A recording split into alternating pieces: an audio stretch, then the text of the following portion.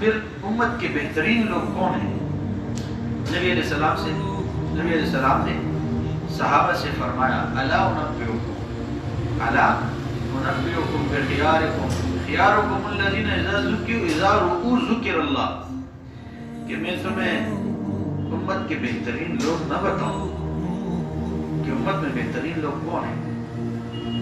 صحابہ تو انہوں نے کہا یا رسول اللہ ضرور بتا دیجیے کہ امت کے بہترین لوگ کون ہیں؟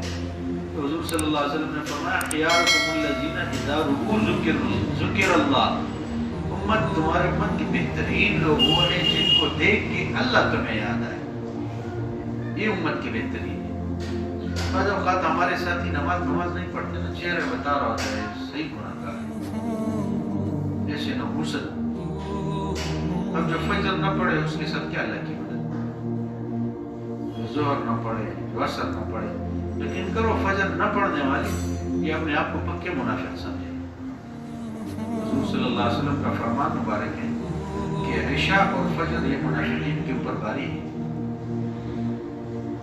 منافقین نہیں پڑھ سکتے عشاء اور فجر۔ اگر ہم فجر اور عشاء میں کمزور ہے تو بس سمجھ لو دل میں کہتے رہو کہ ہم منافق ہیں، اور پھر منافقین کا بہت برا حال اللہ نے قرآن میں بتایا ان المنافقین فی الدرک الاسفل من النار ولن تجد لهم نصیرا، کہ بے شک منافقین جہنم کے آخری طبقے میں ہوں گے اور ان کا ہرگز کوئی مدد کرنے والا نہیں۔ یہ کتنی بری بات ہے کہ خدا نہ خواستہ ہمارے اوپر عشاء اور فجر مشکل ہو جائے، پھر 12 بجے 1 بجے 2 بجے تک جاگ رہے ہوتے، بھائی جاگنے کی کیا ضرورت ہے، جلدی سو جاؤ۔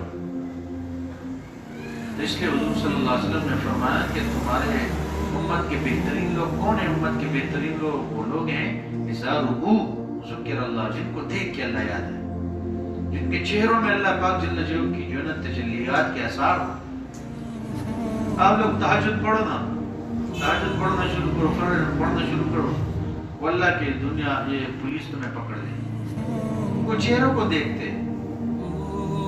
یقین کرو چہروں کو دیکھ کے وہ چھوڑ دیتے، یہ نہیں ہے ڈاکو بھائی، چہرہ بتا رہے ہیں اللہ والے، ان کو بھی اس کی سمجھ ہے۔ تو اس لیے بھائی بعض اوقات چہرے بتا رہے ہوتے ہیں کہ بیچارہ بالکل سو مسرت سے پاک ہے، کوئی اس کی زندگی میں نماز نہیں، جتنی دیر ہم گانے میں لگا رہے ہوتے ہیں اتنی دیر کاش ہم نماز میں لگاتے ہیں۔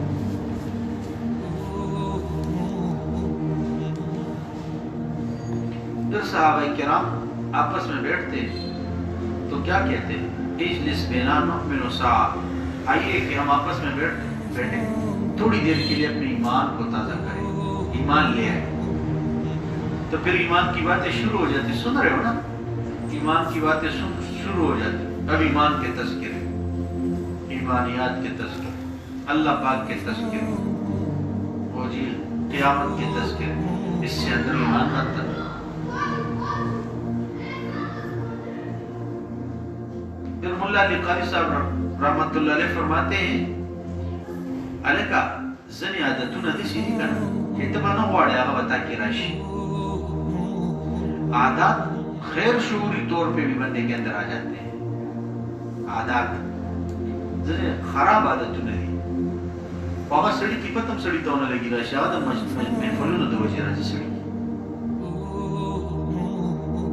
تو ملا علی قاری صاحب رحمت اللہ مرقات میں فرماتے کہ ان اتباع مجبولۃ علی التشبہ والاقتداء، کہ طبیعت دوسرے بندے سے اس کی عادتیں چرا لیتی ہیں، طبیعت دوسرے بندے سے اس کی عادتیں چرا لیتی ہیں۔ بندہ جس کے پاس بھی بیٹھے گا اس کی طبیعت اس سے لے لے گا، بچی چاہ سارے گیری داغی طبیعت بری طبیعت چی یو سو رضی اڑا کی کین اخبالا بجی ڈرائیونگ تروشی منڈی تا جلال جی جو گرے اڑتیان بولیاں نے کئی کرا، اگلے دن جی میں آئے گا میں بھی اڑتی بنوں، میں بھی بولیاں بابا کونترو والا سے سو رضی کین آسے کرا، انشاءاللہ میں با کونتر ہے نشکلی بابا دا یقین خبر دا دا عادتونا سڑی کی اخبالا راشی بس اور سو رضی دا علماء صدعو مجلس کی کینا بڑو با اخبالا دی طرف تشی کاش وزم دی قدمہ یا خلق سوی اللہ تمہا بچی نہیں کانتے تو مخشب پورے رنچی میں گناہگار بسی بشی تو ان اتباع مشغولت على التشبہ والاقتدائی. ملا علی قاری صاحب فرماتے ہیں کہ طبیعت دوسرے بندے سے اس کی عادتیں چرا لیتی، طبیعت خود بخود دوسروں کی طرح ہو جاتی. جیسے کی کریں گے ہمارے ساتھی ہوتے ہیں نا، خوبصورت داڑیاں ہوتی ہیں، ایسے نکموں کے پاس بیٹھ جاتے ہیں نا، اگلے دن دیکھو داڑیاں مڑیاں نہیں، وہ عادات خود بخود آ جاتے ہیں بندے کے اندر.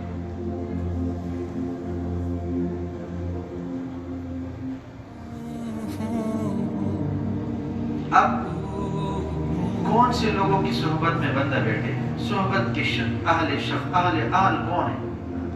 اب ہمیں یہ بھی دیکھنا چاہیے کہ چمچا سرکی معاشرے کی ودا گورے گا نا سڑی سے بنے کے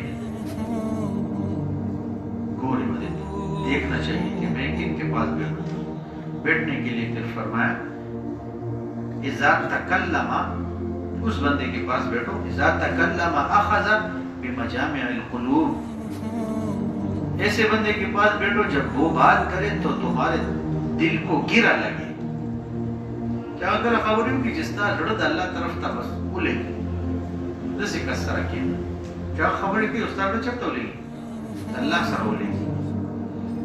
وَإِذَا سَكَتَ إِنْحَزَكَ حَالُهُ إِلَّا عَلَّامِ الْغُيُوبِ، اور اگر وہ خاموش ہو تو اس کا حال تمہیں علام الغیوب کی طرف رہنمائی کرے.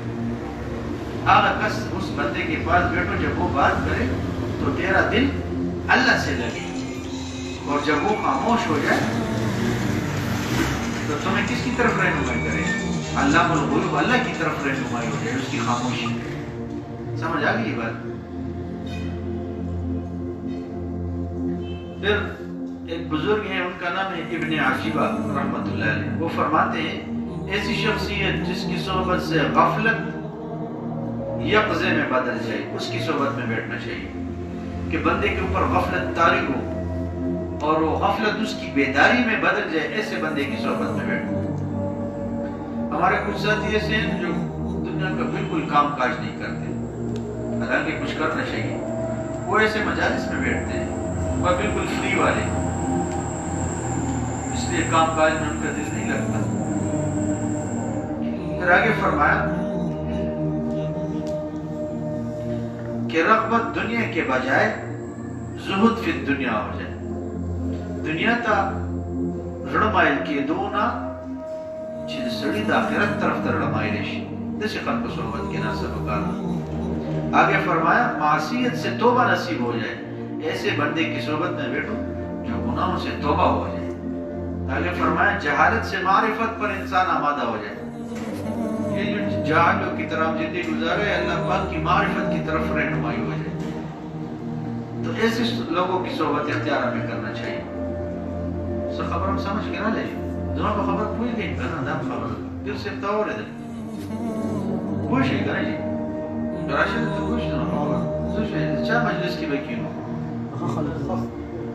دا مجھ سے پتہ رہی کہ حکم ہی ہوگی چاہ تفول اللہ دا ترایا چی چاہ خبر استا اللہ تا رہنمائی کی داغی خبر ہے استا اللہ تا رہنمائی کی. سمجھ آ رہی آگے سرہ کینے غفلت دے ختمی کی بڑھ دے پامالو کی لگی یا خلق صحبت کی کیا. شیخ ابو الحسن شاذلی رحمت اللہ علیہ دامی بزرگ ہے. آگے فرمائی لا تصحب الا من تستعین به علی طاعت اللہ، اس آدمی کی صحبت میں مت بیٹھ جو اللہ کی اطاعت پر اس کی صحبت تیرا مددگار نہ ہو. اللہ کو بندگی باندھی داغی ناس تعالی مدد نہ در گئی داغی سرکی نہ مدد سر داغی سرکی اللہ نہ داغی فرغافی نبی اخی سر سکے چکی ہے. ہمارے سلسلے کے ایک بزرگ ہیں خواجہ ابو الحسن خرقانی صاحب رحمۃ اللہ، وہ فرماتے ہیں قابل صحبت آدمی وہ ہیں جو آنکھ سے اندھا ہو.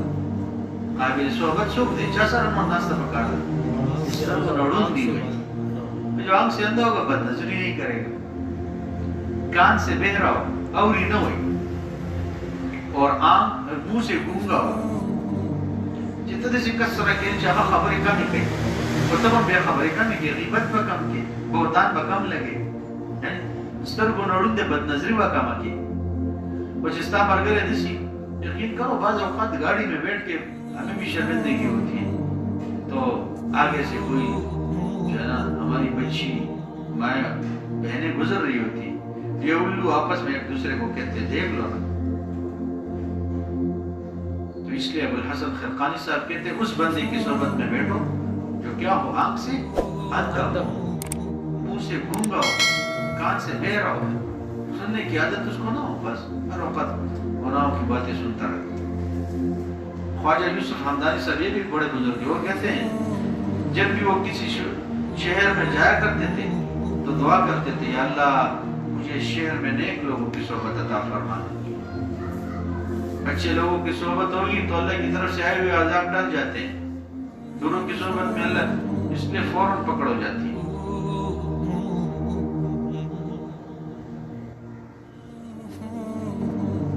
خواجہ بہاؤالدین نقشبند بخاری صاحب رحمۃ اللہ علیہ یہ ہمارے سلسلے کے بہت بڑے امام ہیں.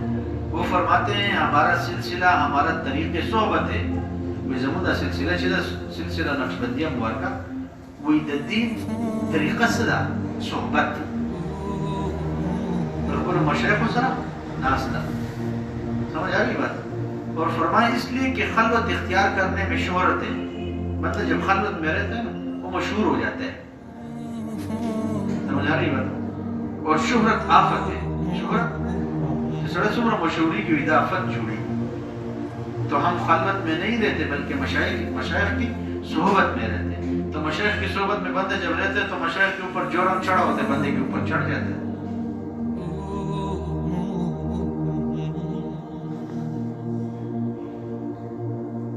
حضرت پیر غلام حبیب صاحب رحمۃ اللہ علیہ یہ ہمارے حضرت پیر ذوالفقار صاحب دامت برکاتہ ان کے پیر تھے. چکوال میں رہتے تھے. تو وہ فرماتے ہیں کہ اللہ تک جو راستہ جاتا ہے اللہ تک جو راستہ جاتا ہے وہ جنگل و غاروں سے ہو کے نہیں جاتا. اللہ تک رسیدو کا ملا دادا دادا زنگلونو دا غارونو نہ نہ داتلی چه سڑے بزنگل کے ناس سے اللہ اللہ باقی استاد سے نہ دا او غار کے دن نشوی اصحاب کاف زن نہ جوڑ کری دسے نہ دا. وہی ان گلی کوچوں بازاروں سے ہو کے جاتا ہے. اس لیے ہمیں جنگلوں کی طرف نہیں جانا چاہیے بلکہ مشایخ کی صحبت میں رہنا چاہیے. اہل اللہ کی صحبت میں بندہ رہے خود بخود نیک ہو جاتا ہے. اللہ مہربانی کر دیتے ہیں. اہتمام بکو انشاءاللہ چاہوں تو نیکو خلق و صحبت کی. ہم نے 2-3 دن الحمدللہ ثم الحمدللہ بس وہ اللہ پاک نے فضل کیا مہربانی کی ہم اپنے شیخ مرشد کے صحبت میں رہے. یقین کرو بس جو ہی رات کو پہنچے بےچینی شروع ہو گئے پریشان شروع ہو گئے. دریو رضی اللہ اور 10 تکلیف پانی کی تکلیف یہ رہا اور اوپر سے نیچے نیچے سے اوپر. لیکن یہ صرف ایسے عجیب اثرات دل کے اندر یقین کرو اب بھی محسوس کر رہے ہو ظاہر نیک لوگوں کی صحبت تھی. ہم نے کئی ساتھیوں سے کہا چلو یقین کرو بہت زیادہ فائدہ ہو. اور ہم یہاں سے بانو میں گاڑی میں بیٹھے اور بانو میں اور ہمارے ساتھیوں سے کمی بتائی ہو گئی.